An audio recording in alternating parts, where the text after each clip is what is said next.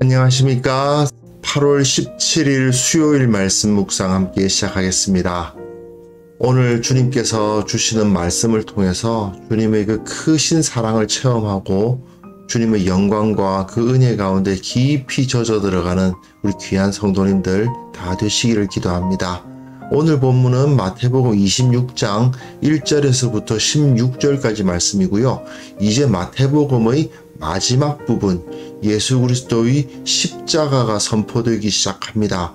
복음서에서는 역시 예수님의 십자가가 가장 중요한 클라이막스로 제시가 되죠. 이 십자가의 은혜를 우리가 어떻게 받아들일 수 있게 되었으며 이 십자가의 은혜를 받은 사람으로서 어떻게 교회를 섬기고 어떤 공동체를 만들어 가야 될지 생각해 보는 시간이 되었으면 합니다. 그럼 말씀을 보시겠습니다. 예수께서 이 말씀을 다 마치시고 제자들에게 이르시되 너희가 아는 바와 같이 이틀이 지나면 유월절이라 인자가 십자가에 못 박히기 위하여 팔리리라. 그때 대제사장들과 백성의 장로들이 가야바라 하는 대제사장의 관정에 모여 예수를 흉계로 잡아 죽이려고 의논하되 밀란이 날까 하노니 명절에는 하지 말자. 예수께서 베다니 나병 환자 시몬의 집에 계실 때 한 여자가 매우 귀한 향유 한 옥합을 가지고 나와서 식사하시는 예수의 머리에 부으니 제자들이 보고 분개하여 이르되 무슨 의도로 이것을 허비하느냐? 이것을 비싼 값에 팔아 가난한 자들에게 줄 수 있었겠도다. 예수께서 아시고 그들에게 이르시되 너희가 어찌하여 이 여자를 괴롭게 하느냐? 그가 내게 좋은 일을 하였느니라. 가난한 자들은 항상 너희와 함께 있거니와 나는 항상 함께 있지 아니하리라. 이 여자가 내 몸에 이 향유를 부은 것은 내 장례를 위하여 함이니라. 내가 진실로 너희에게 이르노니 온 천하에 어디서든지 이 복음이 전파되는 곳에서는 이 여자가 행한 일도 말하여 그를 기억하리라. 그때 12 중에 하나인 가룟 유다라 하는 자가 대제사장들에게 가서 말하되 내가 예수를 너희에게 넘겨주리니 얼마나 주려느냐? 그들이 은 30을 달아주거늘 그가 그때부터 예수를 넘겨줄 기회를 찾더라. 네, 말씀 잘 보셨습니까? 이제 우리는 마태복음 26장으로 들어가고 있습니다. 26장에서부터 28장 마지막 부분이고요. 예수님의 십자가와 부활 그리고 제자들을 파송하시는 이야기가 나오겠죠. 어떻게 보면 마태복음은 이 26장에서부터 28장의 내용을 이야기하기 위해서 이 모든 것을 다 이야기했다고 말할 수도 있어요. 그 정도로 예수님의 십자가는 뭐 공관복음, 요한복음 따질 필요 없이 모든 복음서의 핵심적인 가르침이면 분명합니다. 그리고 오늘 본문은 이제 십자가 사역이 시작이 되었다라는 것을 보여주고 그 시작으로서 예수님이 기름 부음을 받으시는 거예요. 기름 부음을 받았다. 그리스도가 되셨다. 다윗이 사무엘로부터 기름 부음을 받는 것과 같은 그런 모습을 그려주고 있습니다. 자, 우리는 이 본문을 이해하시기 전에 시편 2편의 내용을 조금 이해할 필요가 있습니다. 어찌하여 이방 나라들이 분노하며 민족들이 헛된 일을 꾸미는가? 세상의 군왕들이 나서서 관원들이 서로 꾀하여 여호와와 그의 기름 부음 받은 자를 대적하여 우리가 그들의 맨 것을 끊고 그의 결박을 벗어버리자 하는도다. 이게 시편 2편인데요. 시편 2편의 내용은 왕의 대관식 시편입니다. 왕이 세워질 때 이런 노래를 부른다는 거예요. 이 이스라엘의 왕이 세워지면 이방 나라들은 분노하고 다른 민족들은 헛된 일을 꾸미면서 하나님과 이스라엘의 왕을 대적할 것이다. 그러나 이제 4절 이후에 보면 하나님께서 그들을 보고 웃으시면서 진정한 이스라엘의 왕을 그 가운데 우뚝 세우신다. 이런 노래죠.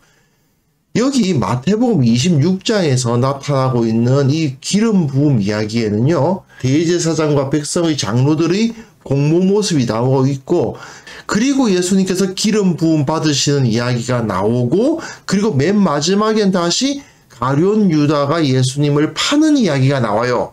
그러니까 예수님께서 기름 부음을 받으시는 이야기 앞뒤에 대제사장과 백성의 장로들, 그리고 가룟 유다에 의해서 예수님을 죽이려 하는 공모, 음모가 꾀해지고 있는 그림이 나타나는 거죠. 그러한 어두운 이야기를 배경으로 해서 예수님께서 기름 부음 받으시는 아름다운 이야기가 기록되어 있는 것입니다. 자, 1절에서부터 5절까지를 다시 한번 보시면요, 제자들에게 미리 예수님께서 이르십니다. 그런데 이것이 중요해요. 이 말씀을 다 마치시고 연결시키고 있어요. 25장에서 어떤 말씀을 하셨죠? 약하고 가난한 사람을 돌보라라는 가르침을 주셨습니다.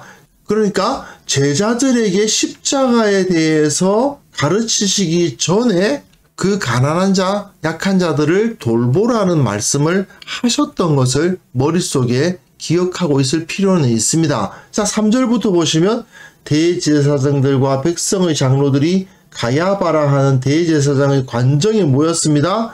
예수를 흉계로 잡아 죽이려고 의논해요. 정당한 방법으로는 이길 수가 없으니까 음모를 꾀해가지고 암살하기로 마음을 먹는 거죠. 그런데 5절이 상당히 중요합니다. 말하기를 밀란이 날까 하노니 명절에는 하지 말자 하더라 되어 있어요.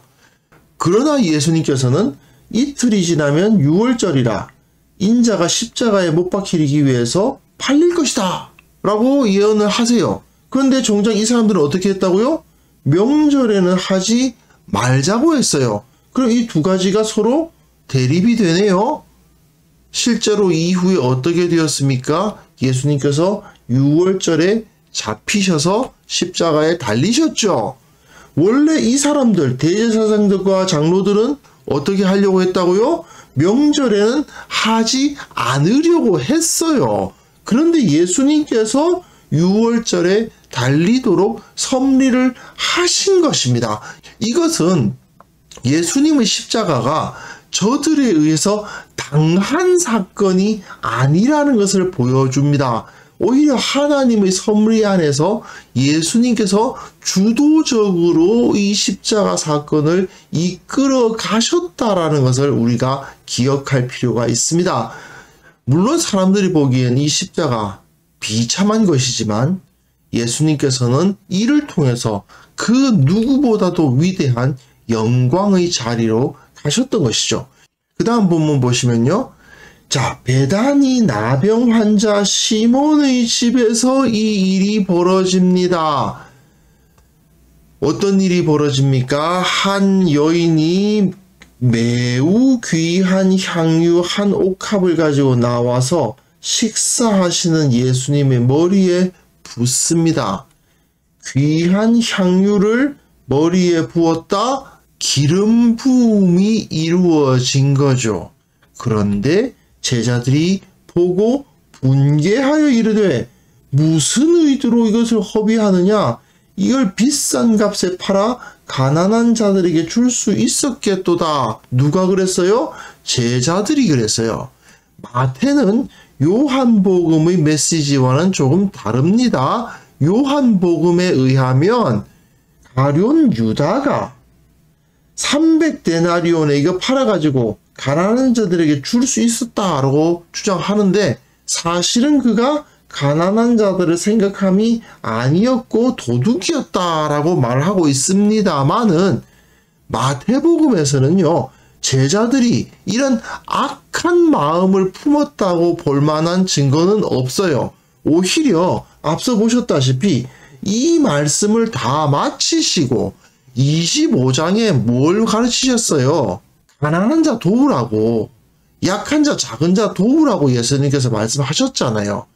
그 가르침이 꽉 차 있는데 그 상황에서 귀한 향유 한 옥합을 예수님께 붓고 있으니 이거 허비하고 있다. 예수님 가르침 못 들었느냐? 가난한 사람들 도와야 될 거 아니냐? 그렇게 말을 한 거죠. 그러나 예수님께서 너희가 어찌하여 이 여자를 괴롭게 하느냐? 그가 내게 좋은 일 했다. 가난한 자들은 항상 너희와 함께 있지 않느냐? 그 가난한 사람 돕는 것은 지금 아니라도 다른 방법으로 충분히 할 수 있다.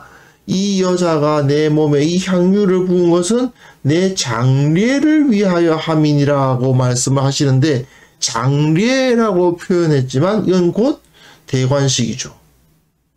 예수님께서 왕이 되시는 것입니다. 하지만 예수님의 왕이 되심과 예수님의 죽음은 같은 것이었습니다.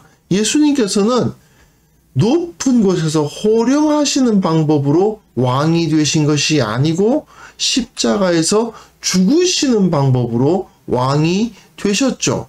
자, 아무리 아껴야 되고 아무리 가난한 사람을 돌보아야 된다 하더라도 왕의 대관식 때 쓰는 그 기름을, 최고급 기름을 썼다고 아깝다고 할 사람이 있겠습니까?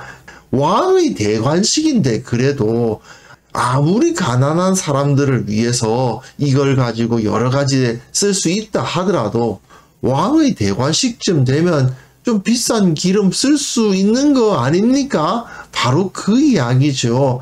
여기서 예수님께서는 이를 말씀하시면서 온 천하에 어디서든지 이 복음이 전파되는 곳에는 이 여자가 행한 일도 말하여 그를 기억하리라. 예수님께서 그리스도가 되게 하셨다. 예수님께서 왕이 되었음을 선포하는 이 일을 이 여인이 한 거죠. 마치 사무엘이 이새의 집에 찾아가서 다윗에게 기름을 부은 것과 같습니다. 세상 사람들이 보기에는 다윗이 사무엘로부터 기름 부음을 받았을 때 이스라엘의 왕이었느냐? 아니었죠. 그냥 이새의 막내 아들이었을 뿐입니다. 그러나 하나님께서 보시기에는 사무엘이 다윗에게 기름을 붓는 그 순간에 이미 다윗은 이스라엘의 왕이었던 겁니다. 바로 그런 모습이 여기서도 나타나고 있는 것이죠. 예수님께서는 사실은 사람들이 보기에는 왕으로 보이지 않을 겁니다. 그러나 이 여인에 의해서 그 머리에 기름 부음을 받으시고 예수님께서는 왕으로 선포되셨습니다. 물론 예수님께서 왕으로 선포되신 것은 세례 요한에 의해서 세례를 받으실 때, 그리고 변화산에서 변화하셨을 때 다 왕으로서 선포되셨지만, 그러나 이 모든 과정들을 통해서 예수님께서 그리스도시다, 기름 부음을 받은 자시다 라는 것을 선언한 것은 이 사건이라는 거죠. 자, 이렇게 예수님께서 기름 부음을 받으셨는데 이후에 12 중에 하나인 가룟 유다가 대제사장에게 가죠. 그래서 예수를 너희에게 넘겨주리니 얼마나 주려느냐, 이런 말을 하고 있습니다. 이것은요, 다른 복음서와는 상당히 좀 다릅니다. 누가복음 같은 경우에는 유다에게 사탄이 들어갔다. 요한복음 같은 경우에는 마귀가 가룟 유다에게 들어갔다. 이런 표현을 쓰고 있습니다만은 여기서는 이 가룟 유다가 돈을 바라보고 얼마나 주려느냐, 이런 돈을 바라보면서 은 30을 받으려고 그렇게 했다라고 기록하고 있어요. 이것은요, 마태가 의도적으로 유다를 아주 저열한 자로 그려주는 거죠. 그러면서 그가 은 30을 받으려고 스승을 판 자였다라고 고발하고 있습니다. 이거는 마태복음의 특징이라고 할 수 있는데요.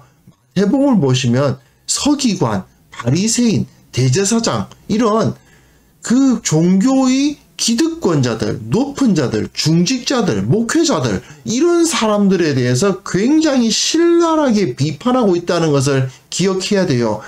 12 중에 하나인 가룟 유다, 그 그 제자들 중에서는 12명 중에 한 명이니까 가장 고위층인 거 아니겠습니까? 물론 예수님의 공동체에 높고 낮고가 있는 것은 아니지만 그 당시에도 사람들이 저 12명이 예수님을 따르는 사람들 중에서는 제일 중요한 사람들이다. 그렇게들 생각을 했겠죠. 예수님과 가장 가까운 사람들 중에 한 명 아닙니까? 그런데 그들 중에서 예수님을 떠나는 배교자가 생겼고 그 배교자는 돈 보고 얼마 줄래? 이런 거래를 하는 자들이었다라고 아주 신랄하게 비판을 하죠. 이것은 유대교의 종교 지도자들이 예수님의 대적이 되었듯이 교회에서도 지도자의 자리에 앉아 있는 자들 중에서 이렇게 더럽게 타락할 수 있다라는 것을 강력하게 비판하는 것입니다. 그런데 예수님의 머리에 기름을 부은 건 누굽니까? 이름 없는 한 명의 여인이에요. 이 당시의 문화에 의하면 여인이 그 공동체에서 어떤 중요한 지위를 갖고 있었다? 생각하기 어렵습니다. 그러나 진정 예수님께 영광을 받을 대대손손 기억될 사건을 한 것은 한 명의 이름 없는 여인이었고 예수님을 팔아넘긴 자는 그 12 중에 한 명이었다. 이 말씀을 통해서 마태는 교회에서는 사도라고 선생이라고 그렇다고 더 큰 권위 가졌다. 그 사람들이 더 거룩하다. 이런 착각하지 말라고 아주 신랄하게 공격을 하는 거죠. 결국은 제자들을 보십시오. 물론 나머지 제자들이 악한 마음을 품었다고 마태가 말하고 있는 것은 아니지만 예수님의 기름 부음에 대한 깨달음이 없죠. 그것을 온전히 깨달은 사람은 이 여인 한 명밖에 없었다고 볼 수도 있어요. 이런 걸 보면 참 예수님은 너무나 외로운 길을 걸으셨죠. 그 십자가의 길을 계속 가르쳐 주심에도 불구하고 제자들은 깨닫지 못해요.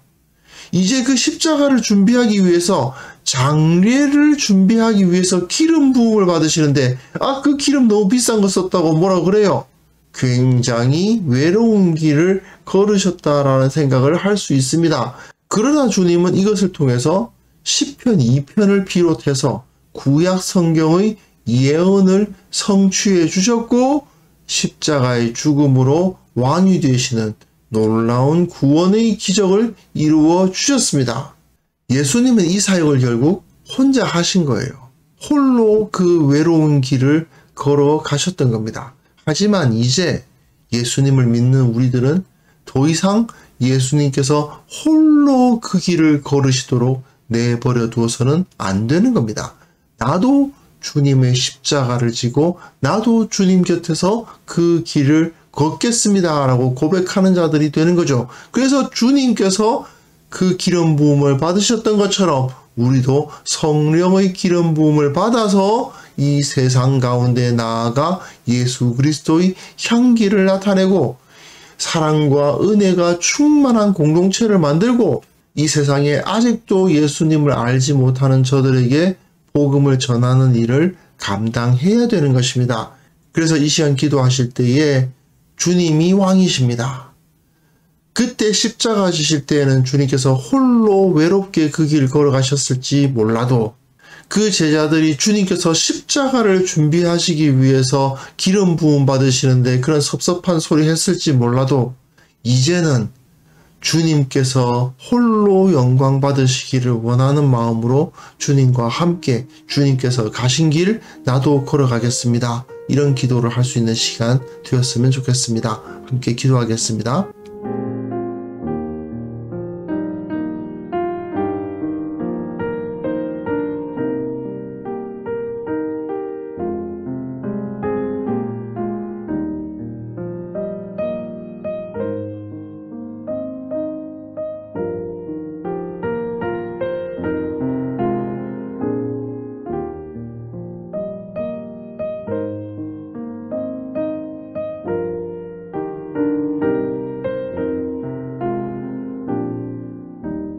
하나님 아버지, 오늘 주님께서 기름 부음 받으시는 이야기를 통해서 내게 주어진 십자가의 은혜를 기억하게 하옵소서.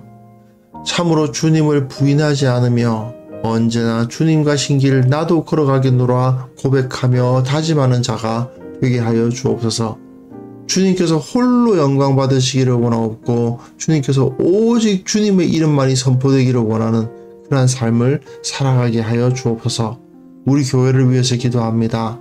우리 교회가 십자가의 사랑과 은혜가 충만케 하여 주시고 참으로 언제나 서로를 기뻐하고 언제나 서로를 축복하는, 그래서 그 가운데 계시는 주님을 기억하는 거룩한 공동체가 될 수 있도록 도와주옵소서. 아버지, 주님의 사랑을 깨닫고 그 여인이 예수님의 머리에 기름을 부었을 때 어찌하여 이 기름을 허비하느냐라고 탓하는 것이 아니라 이 여인이 예수님께 이 귀한 향유를 부었음을 기념하며 기뻐하며 축복하는 그러한 공동체의 모습을 우리 교회가 가질 수 있도록 도와주옵소서.